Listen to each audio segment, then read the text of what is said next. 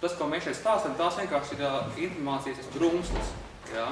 Un katrā ziņā tam nevajadzētu būt kā vienīgajam autoram, tagad pieņemt lēmumu, jā, tāpēc tagad iešu, nezinu, uz software development vai kaut kā citu nozari studēt un mācīties.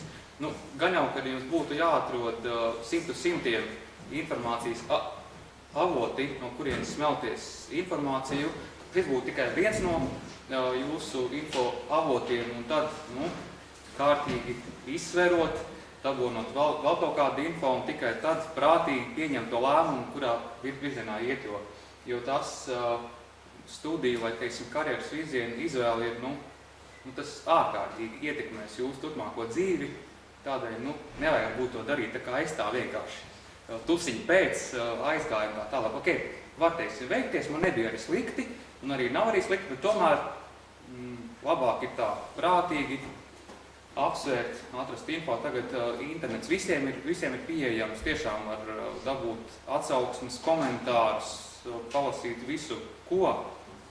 Tā kā es iesaku tomēr veltīt tam laiku un tad tā prātīgi saprast, kas tad ir sirdī tūs un kam tērēt savējo laiku.